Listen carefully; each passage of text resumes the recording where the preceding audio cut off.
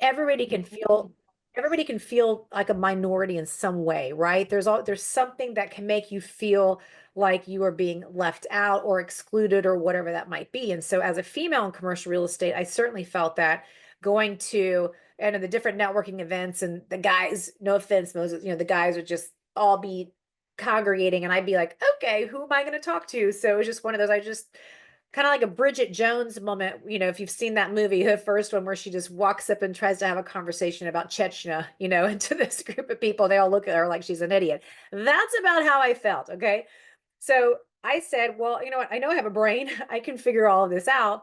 But I need some sort of education. And I need something that's going to get everybody to recognize that I do know what I'm talking about. That you can return my phone call. I'm not a dum dum. And that was what led me to CCIM. I mean, transparently, that is what led me. I was just desperate for some sort of education in commercial real estate and also validation as a commercial practitioner. So the first challenge that I hit was when I went to the brokerage and said, "Hey, I'm going to go do this."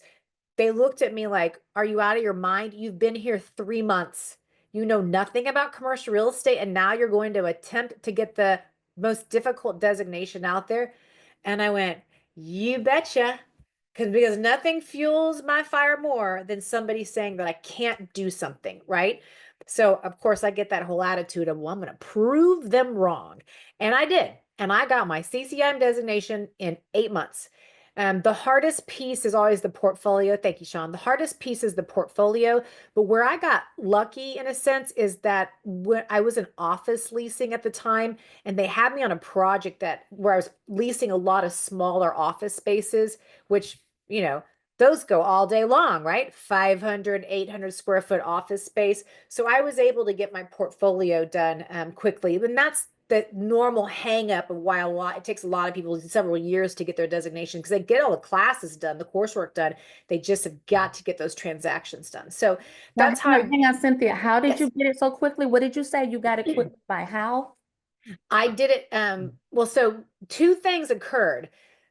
One was for the first time, and I don't know if CCIM has done this again, but that particular year, they offered all of the coursework out of Austin. So I'm based in San Antonio, Texas, and they said, we're going to offer all of the courses, the path to the pin, all the designation courses in Austin. And I said to them, I was at an event when I saw the little passport on the table. It said the passport to the pin or whatever. And I saw it and I went, you know what? I don't have a lot of business right now. I can manage this. And if I'm going to do this, I need to do it right now. And I got to just buckle down or hunker down and do it. And so I said, you know what? I'm going to do it all and take all these classes in Austin. That's what I did. I didn't have to go anywhere else. I did Austin and I just did a couple online. Obviously, this was before COVID, so not everything in CCIM was offered online. And I did it in 8 months. And I'm going to tell you something, that after getting those letters after my name, it completely changed my trajectory. It changed my world. It changed everything. It's as if you just immediately get respect. When they see those letters after your name, it's instant respect. So what I started to do was when I would make a call to a commercial broker, especially a male, maybe one of the older generation, who doesn't really normally play with the females in the space, I would email them first so they can see my credentials, and then I say in the email, I'm going to call you. But I'd give it a day. So I'd send the email, I'd wait a day, and then I would call. So then that way they would take my call because I could say, remember, so that I put CCIM on everything. And that's unfortunately what did it, but it worked, right? And I still kind of feel like it's the same way today. If somebody sees CCIM, they already know they're going to hold you to a higher level because they know how much discipline it takes to get that designation. So if there's anything that I can still instill in anyone, because you're going to hear the devil's advocate piece, that you'll hear brokers or commercial agents say, well, you don't have to have your designation to be successful in commercial real estate. No, you're right. You don't. You don't have to have it. But why wouldn't you get that leg up if you can? Why wouldn't you get it? And what it does is it puts you in a different league. Okay. So yes, you can be very successful. And so it's an and, not a but. It's an and you're also now put in a completely different sphere of influence in CCIM. You now have access to all of them. You can go to their conventions. There's so much deal making that happens. So that's how it changed my world. And I would not go back and do it any differently. I'm so happy that I did it when I did, and I'm glad that I got it done. And it has been worth every piece of sweat, blood, tears, you name it. Although the exam, so the exam, for those who have taken it, it's 6 hours. I took the full 6 hours. And even now, years later, I still have a little bit of PTSD over that exam because that's the longest exam I've ever sat through. And I did fine. I did fine on the test, but yes. Thank you, Moses. It took you, thank you. Because let me tell you something. When you do take that exam, there will be people, and Moses, tell me if this happened to you. There will be people who will get up within 1 hour. Like literally done. And they walk out and I'm like, how do they just do that? I found out those are typically the bankers, the ones who are already, yeah, thank you, Moses. Yeah, that they already have, they know all the financial analysis. I knew nothing. So you remember, I knew nothing. I barely knew I barely had a grasp on commercial real estate. Now you're throwing me into all these financial classes. I'm going, I have no idea what NOI is. I did at IRV, those formulas. I had no idea what any of these acronyms meant.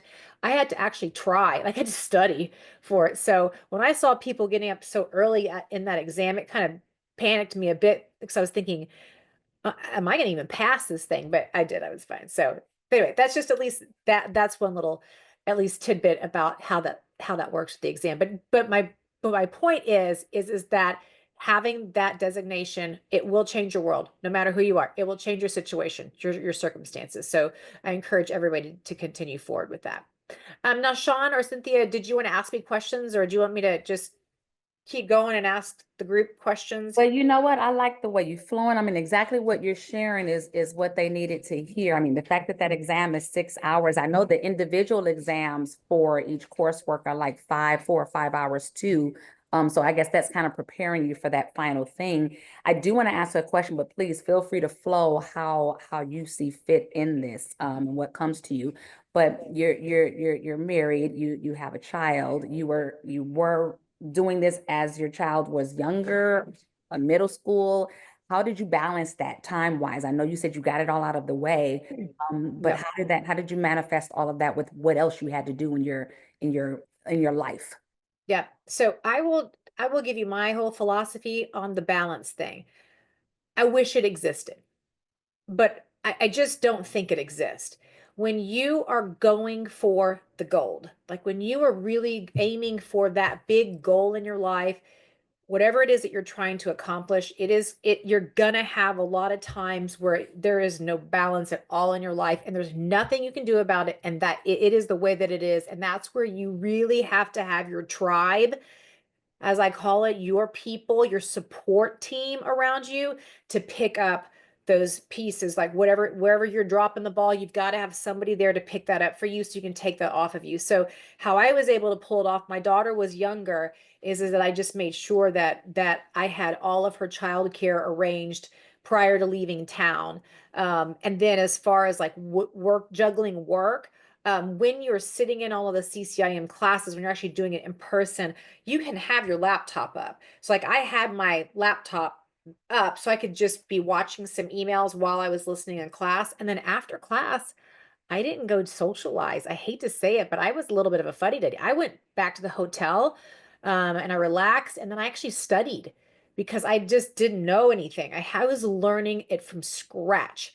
So the courses I thought were pretty cumbersome, but juggling and the balancing and all of that, you're going to lean on your support, okay? And do not feel guilty about it. That is why you have family and you have friends. Ask for the help. Do not try to do everything on your own, especially women.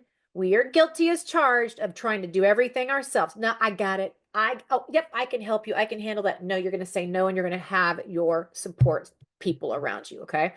But I want to say one thing about going back to the exam, when you ask about like a tip or a little trick or what do you need to know, here's what I tell everybody, okay? Because I made this mistake. I say I made this mistake. I over prepared for the exam. Don't be afraid, even though it's 6 hours, and Moses can attest to this. All you have to do is take the 2-day prep course for the exam. That's it.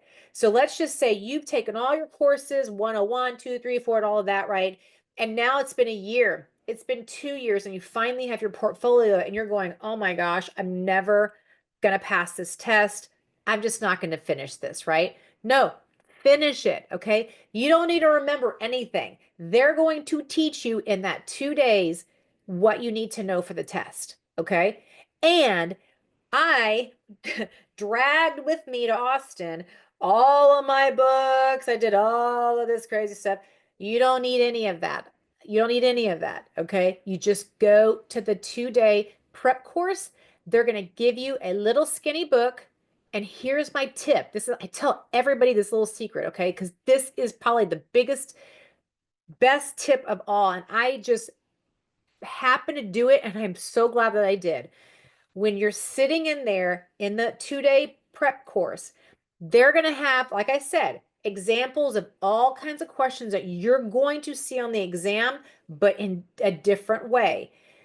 In the prep book, it shows you the problem, right? It'll give you the paragraph and it shows you the answer, but it doesn't show you step by step how they got to that answer. So when you're in the prep course and they're going over the problem, what I happen to do is the instructor said, okay, now you do this, now you do that. I literally was writing down exactly step by step how the book got to the answer that was there, right? So because you're not going to remember. And so what happened in the exam, if I got to a problem, I was like, ugh, oh, I don't remember how to do this one. I went, wait a second. There was an example of this, and I just, because you can take your prep book into the exam with you. You can have those cheat notes, so to speak, in there. I just went back and I found the problem in the book. And because I'd written down step by step how to do it, I just went, oh, okay, step by step, got the answer. Okay. So that is like the tip that I can't I just cannot emphasize that anymore to anybody is write down step by step how those problems are calculated and you will do fine. Okay. You will do fine. That was worth the price of admission today, which was for read. Yeah. That was worth it. You can take the 2-day prep course Yeah. and you can take your prep materials in with you into the exam. Hello, people.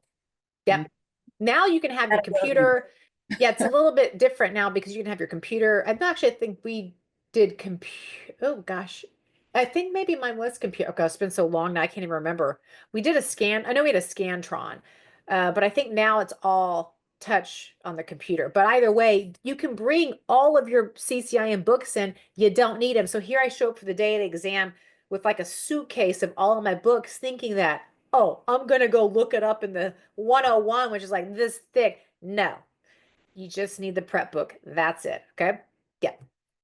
But Good tell me stuff. about some deals that you're working on, and thank you for those absolute nuggets. What are some deals that you're working on right now? And maybe something intricate about that deal that only a commercial practitioner would even understand or know that they're dealing with. Sorry, that's my pup. Sorry about that. Okay. So I think kind of what you're asking is like when you talk about another reason why to get the CCIM designation is because you are considered an expert in financial analysis. Yes, that's true, but here's really the rub of it that and I didn't realize this until after I got the designation, and it really didn't happen until several years later. But you want to plaster, as I mentioned earlier, you want to put those letters everywhere. All of your bios in CoStar, LoopNet, Crexu, whatever platforms you are a member of, if they ask for a bio like ICSC, anything, put your bio in there and make sure that you say that you are a CCIM, because I found out that when commercial agents, not even CCIMs, but when they have a lead in another state or another city or whatever, a lot of times they will Google or they'll look in the CoStar directory and they will specifically look for agents who have a CCIM designation. I didn't even think about, I quite honestly didn't think about that. And the first time it happened to me, you're going to love this story, by the way. Sean, I don't even know if you know this story. The first time I realized this whole thing of like, wow, I'm really glad I put my bio everywhere on all these different sites. I got a call, this is years ago. I got a call from an agent out of Hawaii, okay? And wasn't with our brokerage. He was with an independent firm, and he said, "I have a client who's based in California and is looking to purchase an investment property in South Texas. And I need to give him an agent referral to see, he's trying to figure out who he can work with in South Texas." And I'm like, "You're calling me from Maui or wherever he was." And I said, "How did you get my name?" And he said he had just Googled. He just Googled commercial agents, CCIM, San Antonio, Texas. That's how I got that call. And he, so obviously other names came up, but when he was reading the bios or whatever, he just said something just jumped out and resonated or whatever. So that's why he made the call to me. And so while we're talking, I'm asking him, I'm trying to find out who this client is, because he wouldn't tell him. He wouldn't tell me. He said this is a VIP, like this is a very high level important person. And so as a former journalist, it's my job to try to extract information out of people. So I said, okay, I tried to ask him enough context. I tried to get enough context clues to figure out who the client was. And I successfully did. So I extracted enough details that while I'm talking to this agent on the phone, I'm Googling all these context clues. And it turned out that the client was one of the original founders of YouTube, like YouTube, okay? And he in fact he was the first person to ever post a video on YouTube. So it's a video of him at a zoo. It is the silliest, like nothing of a video, but that was the very first video that got posted. This trio of investors, they were originally with PayPal. So they were part of that whole PayPal adventure. Sold, did YouTube, and then they sold YouTube, and I don't know what they're involved in now, but either way, he has a lot of money. It's just at the end of the day, he's a lot of money.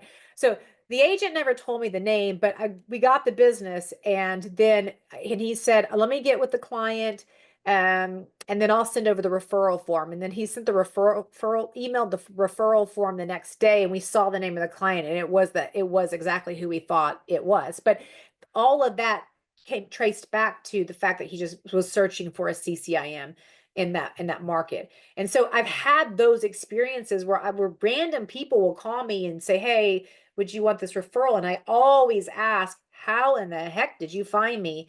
And every single time it's CCIM related. So that's just another tip there, or another just piece of information about why you should continue towards the pin. But Sean, you asked like what deals am I working on where I really can show that I have a CCIM. I think it just goes back to people just assume.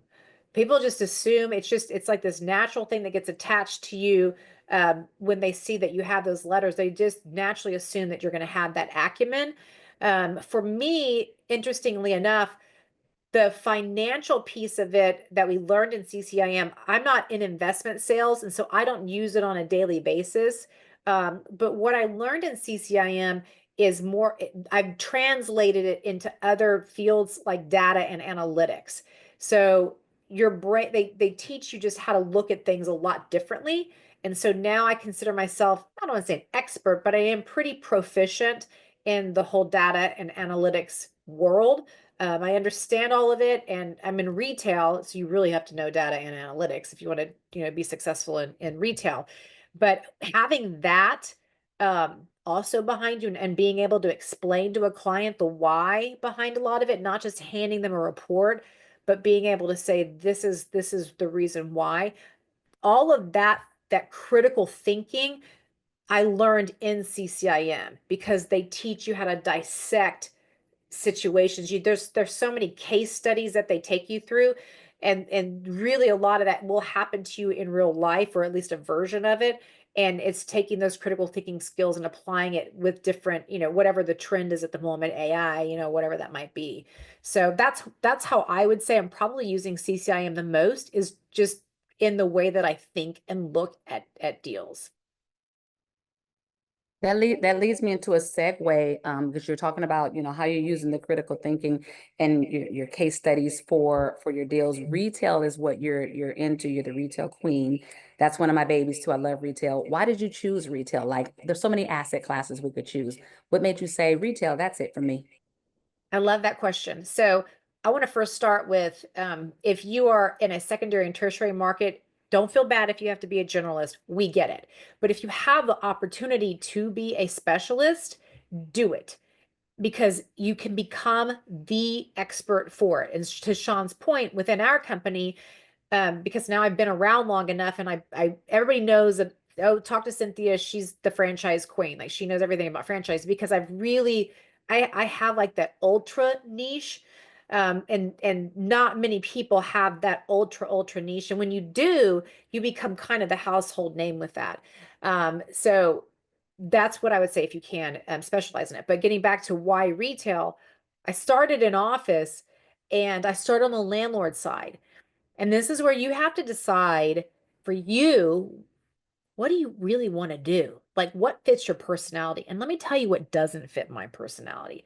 I don't like having to answer to somebody else. I'm just going to say it, okay? So I was not a good landlord rep, because I'd get friends. Cynthia's laughing. I love it. Every week, this is how, and I get it. People are like, you're crazy, because I don't do listings. I know, close your ears. Cynthia Lee does not do listings, okay? Even though they say you gotta be a listing agent. No, you don't. You can be tenant and buyer rep and have a very successful business. I don't like listings, and I don't like landlord rep, because every week your job is at risk. Because if they're not getting what they want, they're going to accuse you. You are the first person that they're going to accuse, even though you may have been telling them for a month, we're overpriced, or this is why they're not wanting to lease the space, because you have an ugly baby. That's what my mentor used to call the properties, and a baby. Your baby's ugly. Yeah. Okay. And I've been telling you, you need to do XYZ. You're choosing not to do it, but now you're blaming me. I just don't like that. It's like your job's on the line every single week. So I said, I'd rather play on offense versus defense, even though in basketball, I was a great defensive player and I love defense for basketball, but that's it. Different modality. But so I prefer to play on offense. And the second thing that I discovered too is that it wasn't, a lot of these asset classes weren't, I hate to use the word challenging enough. Retail is, you really have to know a lot more than just knowing that asset class. Like, you've got to know data and analytics. If you're in retail and you are not studying data and analytics and understanding that, it's going to be tough to really win the bigger business and to talk that game. You've got to understand it and learn it. So I liked that challenge. I like the fact that there's, like, so with office, for example, a lot of people can just go wherever. It doesn't matter. They can be on the 8th floor. They don't need visibility and all that. But with retail, all of everybody on this call, you all shop somewhere. You go to the grocery store, you go to the Starbucks, whatever that may be. Somebody has looked at likely every angle of where that location, why they put that location where they put it. It's understanding those decisions. What made them make that decision? What was the data that drove them to that? I like cracking the code, and that could just be part of the journalism. The journalist in me is, I like to dig for answers, and I want to figure out the why behind everything. So retail just it just lended to my personality. So retail, tenant rep, that's how I ended up in that. Is it interested me the most?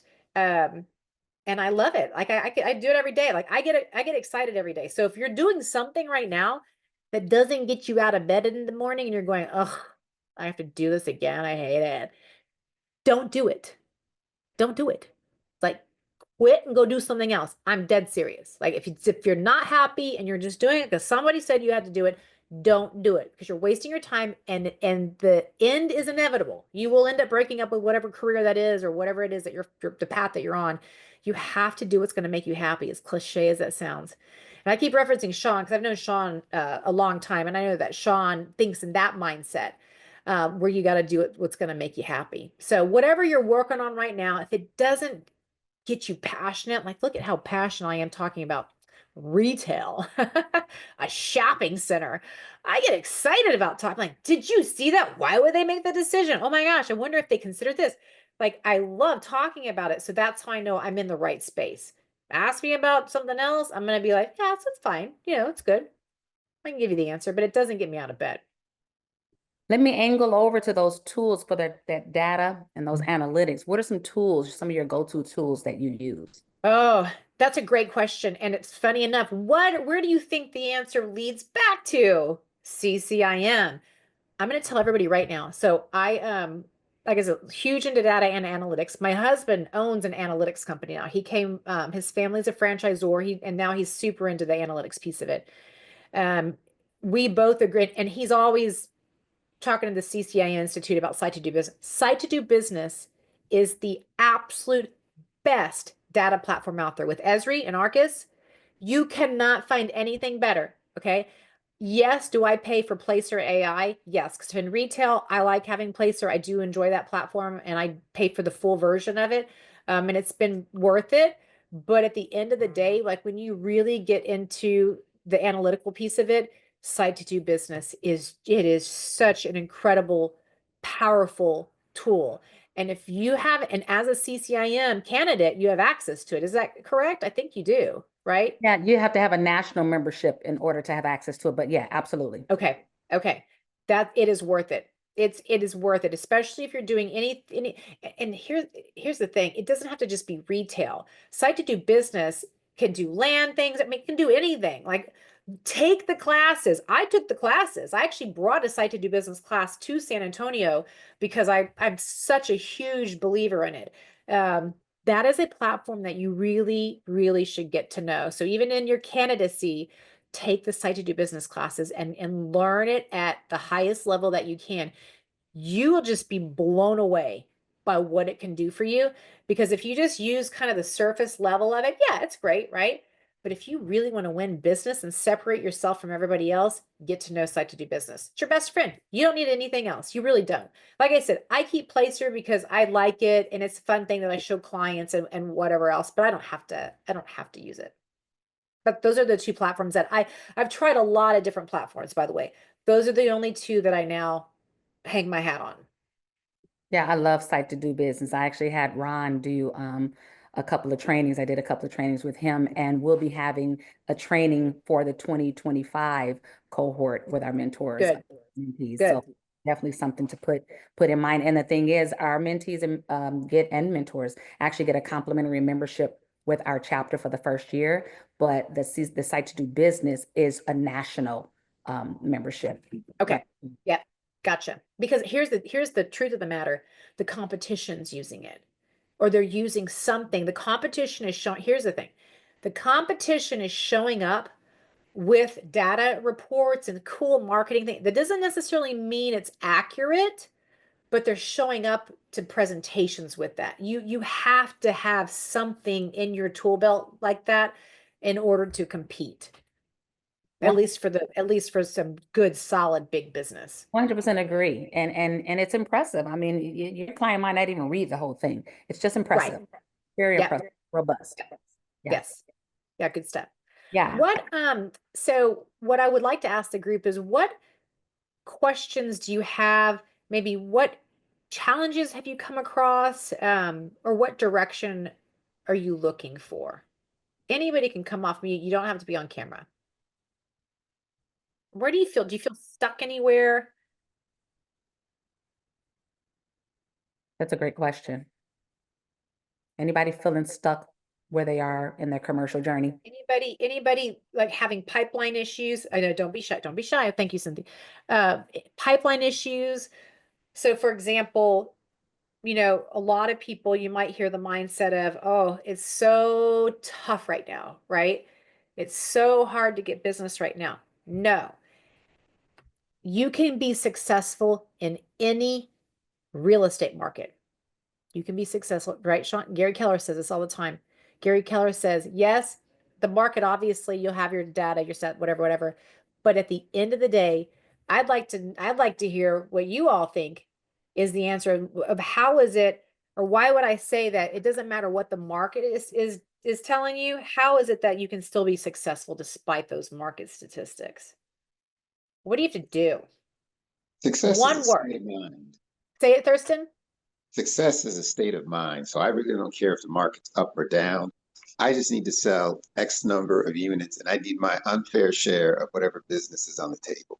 I love you. Are you a KW person? Because you're speaking KW language. Yeah, sounds like it, Ah, I knew I it. am not Unfair KW. share. I am actually BW, which is Baird and Warner. we know what But, it is, Thurston. but I've been in sales for a long time. So, and actually selling. Yeah. So, Hey, that's it's just the seller's mindset. But I want to it's back up to, go ahead.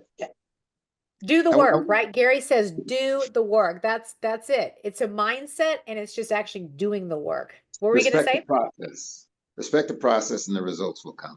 And if That's they right. don't come, then they weren't there to be had. That's Mm, right. That's mm, right. But my biggest challenge is actually getting through the coursework. I mean, it mm, takes so long. And it's like if you do the in-person class, you almost have to shut down everything for that whole week. Yeah. And and it is a challenge studying for the class, the pace that it comes at you. Because if you ever fall behind in that week, you are SOL. Yes. So it's the time commitment is what I Yes. think becomes the most frustrating. And right now Yes. I'm doing 103 on the self study, and even that, it's life keeps coming at me, and having the time to allocate to do the stuff, and sometimes I almost feel like I'm back in grad school because Yes. the stuff is it's kind of like at that level, and it's like, well, I hope you understand the basic concepts because we're not teaching you the concept. We're just teaching you the this coursework. So for me, it's finding the time to sit down and study. Yeah. Yeah, that's it. And I two things to that, and thank you for that input. I loved it. yeah. So two things. Number one is that's one reason why I took the classes in person, because yes, I can do self-paced things, but knowing that exactly what you're talking about, where you are going to have to really focus, I knew that I had to be in person to have that a lot of accountability partners sitting around me, to Mm, make sure that I did stay focused. And yes, I was able to check emails here or there, but you are right in that for the most part, your clients have to act like you are on vacation.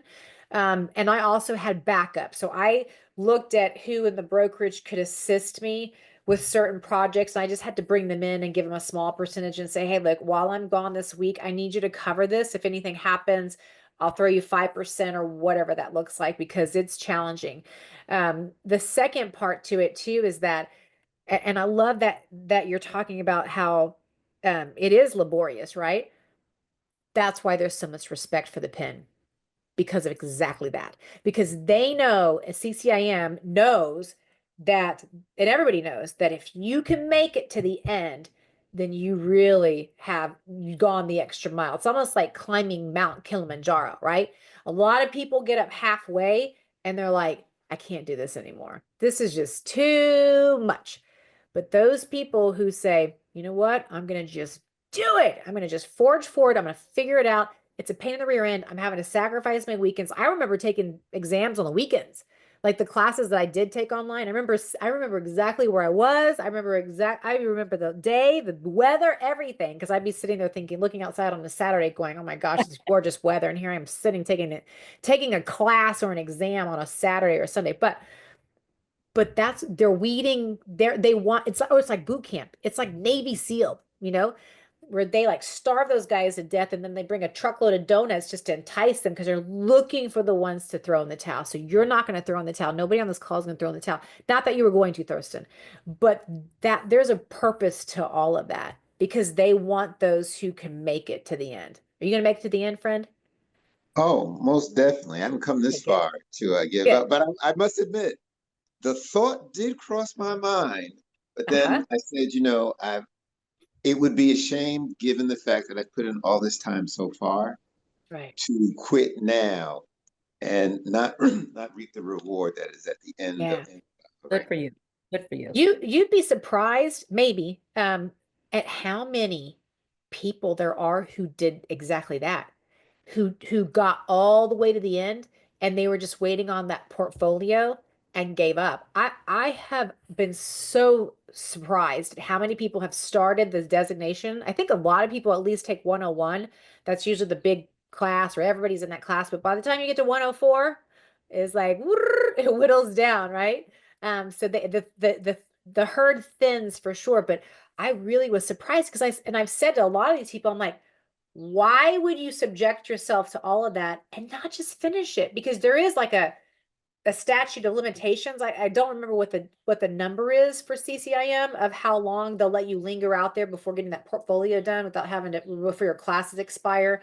But yeah, don't just get it done. That's all it is. I just said I'm just gonna do it. And even if my business might suffer for a little while during this process, I just knew internally I had to do it.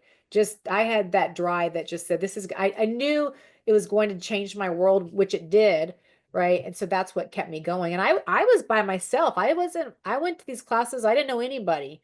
But you because the way they had it set up that year, we were a lot of us did the whole thing in the 8 months. A lot of us were in the same classes together. So they became, I made friends from those classes. So Mhm. yeah, that's Okay, great. awesome. Great. I And thank love it. you for that, Thurston. And it's not surprising that the thought crossed your mind. We have about 70, 80,000 thoughts per day. It's not surprising that one snuck in there. As long as you kick it out, you're good. Yeah. I kicked it out. I kicked it out. There you go. It's out of there. Come back March 6th for the last CCIM chat and get some more of this goodness to keep you going, okay? Okay. Cynthia, we've got a few minutes left, probably about 15 minutes. I want to talk about franchises, right? Because we know that's what you do. That's one of your niche as well. Um, this is a two-part question because I'm kind of rolling back a little bit. Why did you want to do commercial real estate, right? Why did you want to do that, despite them saying you couldn't? I mean, you had the thought initially. And two, how did franchising wiggle its way in there for you? That's a really good question, because I do get asked about franchising quite often, since it truly is a never-ending pipeline of opportunity. It's the gift that keeps on giving, is what I like to say about franchising and site selection and handling the portfolios of all those brands. For commercial real estate, though, it was just one of those that it just interested me, meaning that I knew that it was more of an analytical decision about real estate versus an emotional decision and coming from the residential world. And I respect that world tremendously, but that is a tough one. Like, you think commercial real estate's hard? No, try convincing somebody that their refrigerator is not gonna get they're not gonna get the refrigerator that they want out of a negotiation. Like, that is just like it blows my mind how many deals die in the residential world over a refrigerator. I've witnessed it, it's happened, I know. Um, but it's more of that. What attracted me was just the fact that it was different. And I also knew that that commercial real estate was a world that was small for a reason, because it is difficult, right? If you look at how many commercial practitioners there aren't that many.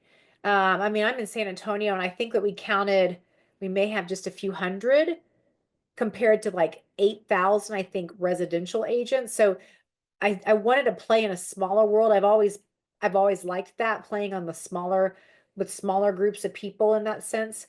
So those are the two things that attracted me to it. And I also have the mindset of I'm an opportunist, and I do believe that when opportunity knocks, if you recognize that it's there, you have to walk through that door. Don't ask how, you just do it, right? And so when I got approached out of the blue, mind you, by Transwestern Commercial Property Group, I knew I had to do it. Even though I liked the world I was in, I just said, you know what, this is an opportunity, and I've recognized it, and I'm going to go for it and just see if I like it, because I always am in the mindset of if I don't like it, if it doesn't make me happy, then I'm not going to do it. That I always know that I can change. you have the power to change your world at any time. It doesn't matter what your circumstances. We all have the power to make our world the way that we want it. It's just a matter of putting the work in, right? So that's why I went for it. I just said, oh, I'll just go for it. Then when I got over there and I started trying the different asset classes, and like I said, I really was in office, heavy office. I just started getting retail leads, and then I started enjoying retail, and then the franchising came in and it was a random thing, but I guess nothing's really random. I guess it was meant to be. But I was at the anniversary party for a national brand for massage, and I was asked to actually make a guest appearance there. Because remember, at the time, I was a journalist as well. So I was doing real estate part-time. And then when I was transitioning over to commercial real estate full-time, it was in that transition that I was asked to go do this thing, to do this, just show up at this anniversary party. And that's how I got my first taste in franchising. I met the family, and the corporate office was is based in San Antonio. And they had said that they were looking for somebody to manage all of their site selection process. And I'm like thinking, haven't even started. Like, I don't even know what I'm doing. But I said, okay, yeah, let's do this. And so I just partnered with somebody senior level in my organization and took him to all the meetings. So I was able to learn through him and learn the brand and franchising all at the same time. So that was how I got introduced to it. Who knew that I would end up loving it? I really enjoy, and this crazy as it sounds, I love multi-unit strategy. I love the strategy of having to figure out when you were told we just awarded 5 licenses to this franchisee in this city, where should they put location number 1, right? So there is a mathematical formula to all of that. There's so much that goes into figuring out how that strategy rolls out. Turns out that gets me out of bed. As silly as it sounds, that's something turns out I love to do. Who knew? And I just knew it because again, as the doors open, I just jump on the opportunity. I go, okay, let me try that. Let me see if I like it. Okay, that makes sense. Yes, I like it. No, I don't like it. I'm not going to do that anymore. So that's how I got into franchising. And then once I started really excelling with that brand, then I went to trade shows with them, and then my name started to get out there, and I just started to talk. They started introducing me to other groups. It's a people business. I'm gonna tell you that right now. It is a people business. Commercial real estate. If you're not out there talking to everybody, even the competition, other agents, you gotta be talking to other people. I mean, I'm sure you probably guessed this by now, but I can talk to a wall. I talk to everybody everywhere I do business. Hey, how's business? How's it going? You have to just get to know them. You got to be in the fabric of the community. And so then once you do that and they know who you are, then it's amazing how it just all kind of magically starts to multiply. So I love that. I love franchising. I like managing the portfolios. Do you have a favorite franchise? I don't know if I would say a favorite concept. We have favorite executive teams. So I will tell you this, that you might look at a brand and be like, wow, that brand's amazing. Okay. But behind the scenes, it's a blank show. Okay. And so we have fired ourselves from brands that we've just said, you know what, not for us, even though they're there saying, hey, we want to open, you know, 30 units this year or whatever that looks like. If we see that they are too much of a mess behind the scenes and they're not willing to change and to grow on that side, the corporate side of it, then we won't work with them. Because it's a huge stress. It's very stressful. So that's what I would say, that we have our favorite executive teams. As far as the brands, I don't work with any brand that I don't believe in. That's my rule of thumb. I have to believe in the brand, or I have to be a customer of the brand to work with them. And that's just an ethical decision that I make. I like that. That makes a lot of sense. If you think about it, if you didn't have that respect for it, if you will, how can Yeah. you sell it? Yeah, that's right. Because Sean, to your point, your license says you are a salesperson. Yeah. Always remember that you are a salesperson. So if you think that this is all going to just happen passively, it's not. Okay. I've worked my tail off. This did not come easily. I did the work. It's the bottom line. I did the work. I did exactly what I needed to do. And I sowed the seeds. Okay. And it doesn't always happen overnight. It takes time, and you have to just have, and it's going back to what Thurston said, and I love this, that it's all what happens between your ears, okay? It's your mindset. And just something in me has always said, this is what you're meant to do, this is what you need to do, and this is what the outcome is going to be. So for me, I'm always focusing on the outcome. I'm always saying this is where I want to end up, or this is where I see it ending up, and I just stay focused on that. And I know that all of the in between is just part of the journey. And you have to be a part of the journey. The part of the journey is not going to be fun. It's not going to all be fun. And that brings me to finding out about your mindset and how you get your mindset together. What are some favorite books or quotes that you have that you can share with us? You know what? You asked me this the last time, and I should have remembered to prep for this piece of it, Sean Pinkston, because I have so many that I have to say, roll I'm through sure my it head. changes. It changes. It changes, and yes, it changes, and some of these you probably think I'm a little cuckoo for wanting to read some of these, but for me, and I guess I'll tell this one story because maybe it'll excite some of you. Um, and it also plays into the DEI, when you talk about DEI mentorship. So you're going to get a longer story out of this question that you asked. When Alicia Shepard, she's my counterpart on the national level for KW. And this is not a big Keller, this is not about KW. So just stay with me, okay? Gary Keller asked us, he said, I want to focus on commercial real estate and really build this division up. He said, what do you two, and mind you, Alicia came from Marcus and Millichap, so both of us came from institutional brokerages. He said, what do you think is missing in the commercial real estate industry? Or what do you think is broken? Okay. What did we say? What do you think we said? Women. That piece of it for sure. We said, Gary, if you go and look at the rosters of most of the commercial brokerages, they all look the same. They all look the same. And what that tells us, and also both being female practitioners in this industry, that part's broken because there is somehow a barrier to entry, an imaginary barrier that has been placed that everybody else doesn't think that they have a shot at it. That, oh, I'm not a member of this club, or I'm not in this, or not, I don't know whoever it is that I can be in commercial real estate. So he said, well, how do we break that barrier? What do we do?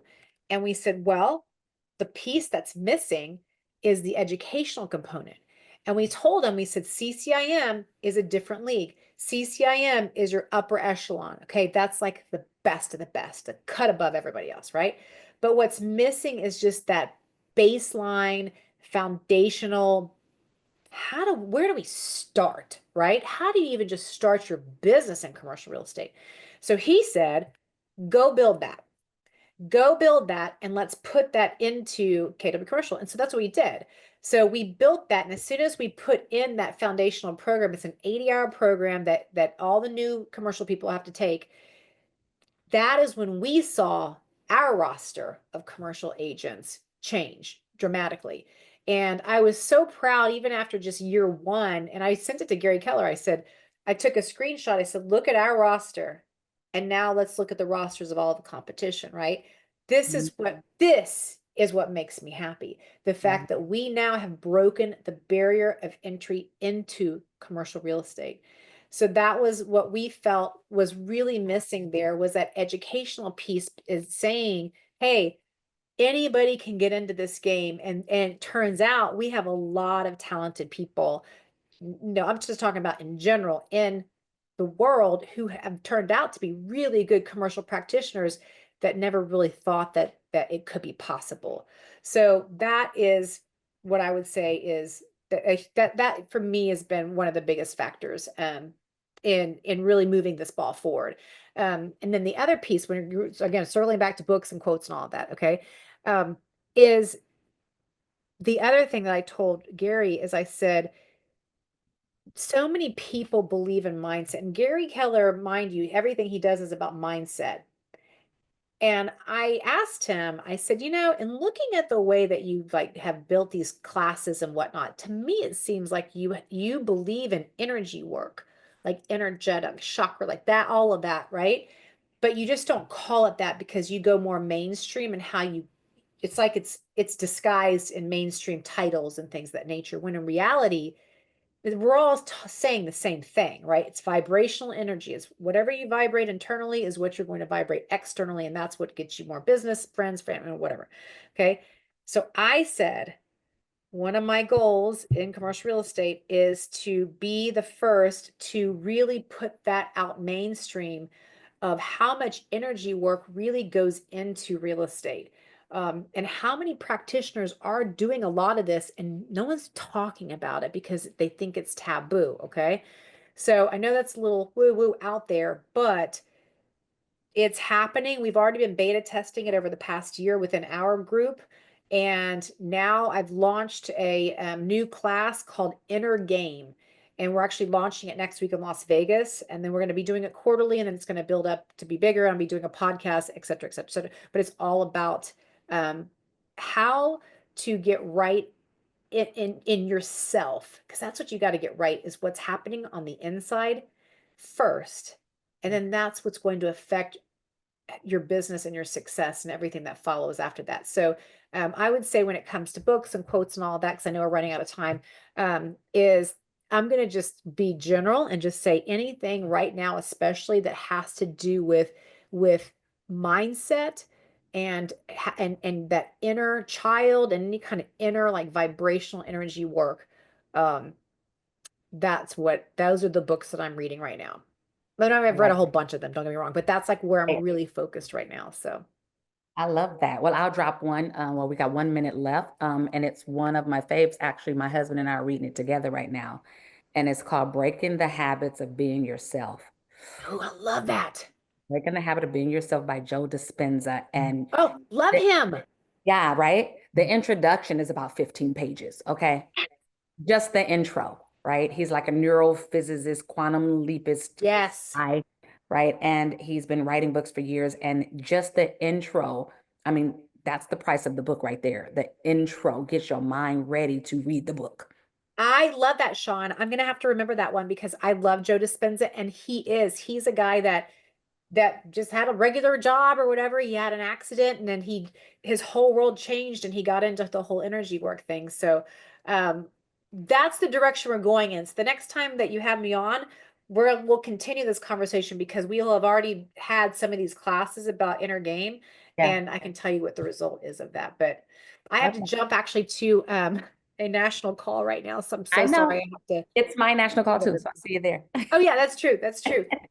Thank you so much Thank for you. having me on, and best of luck to everybody in the mentorship program and with your CCIM designation. I'm excited for you all and happy to answer any questions anytime. You can email me anytime. Thank you, Cynthia. And we look forward to talking about some future partnerships next year, maybe with your educational part and the mentors and mentees, and see what that looks like. Sounds good. All right. Thank you, everybody. Have a Thank good day. you.